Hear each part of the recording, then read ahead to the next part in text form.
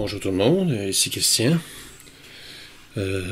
Ici nous pouvons voir la nébuleuse de la Tulipe. On a un cadre de luminance et si je viens voir, je vais tasser mon STF.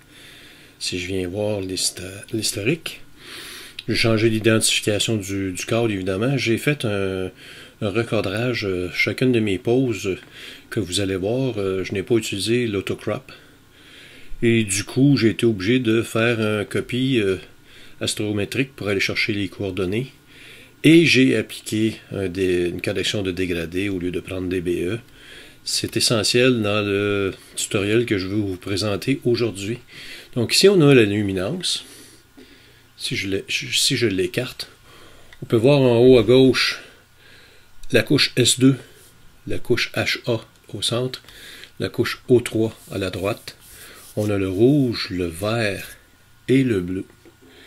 Et si nous avons par mégarde une luminance qui est peu satisfaisante pour faire un ajout de détails intéressant, il y a un moyen de pouvoir souffler l'ensemble, additionner l'ensemble de toutes nos couches à travers PixInsight. Donc, chacune des couches que vous voyez ici, nous devons les sauvegarder sur le disque. Malheureusement, l'intégration d'image n'utilise pas de vue. Nous devons aller chercher des fichiers.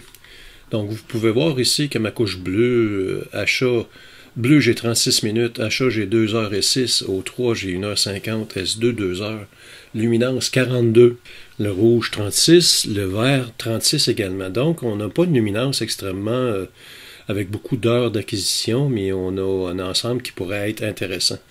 Ce que l'on doit faire, c'est qu'on va faire une combinaison avec Average, on va faire une normalisation avec Additive with Scaling et PSF Signal Weight pour que chacun des cadres, chacune des couches soit identifié selon son poids. Donc, normalement, l'hydrogène alpha devrait avoir un plus grand poids que tous les autres, c'est lui qui a un signal le plus élevé. En deuxième, pour la réjection des pixels, on ne fait aucune réjection, on accumule et on décoche générer les cartes de réjection, c'est pas essentiel. En Pixel Rejection 2, vu qu'on n'a aucune réjection, on n'a aucune option à varier ou à cocher. On élimine les large scale rejection. L'évaluation du signal bleu, on ne le fait pas. Fait qu'on accumule le tout, je l'active, pour avoir une image qui va s'appeler intégration. On peut voir ici qu'il y a une bonne différence avec la luminance. Si je fais un blink entre les deux, c'est très visible à l'écran. Mais le point que je voulais vous amener, si vous utilisez, le répertoire que je vous montre à l'instant,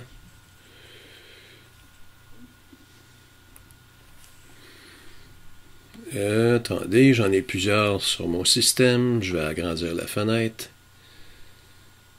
Ici, skypixel.at barre oblique HVB souligné repository avec une barre oblique.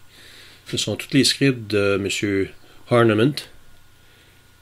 Et à travers les scripts ici, on a image, l'analyse d'image. On peut faire calculer le signal bruit de l'image active, qui est l'intégration. Vous allez voir le résultat dans la console. On a un résultat de 46.23 dB. Mais ce que je trouve encore plus intéressant, c'est qu'à travers le même menu, on peut faire calculer le SNR de toutes les vues actives de votre projet. Fait qu'on va faire une application de ce calcul. Ça va prendre quelques secondes. Évidemment, nous avons plusieurs images à analyser. Et voici, vous voyez l'intégration complète. On a un signal bruit de 46.23. Concernant le vert, on est à 40.59. La couche S2, 37. Le rouge, 40. Le O3, 36. Luminance, 42. Et HA, 36. Et le bleu, 41. Donc, ça vaut la peine d'intégrer toutes les couches que vous avez de disponibles, pas nécessairement LRVB et séparément SHO.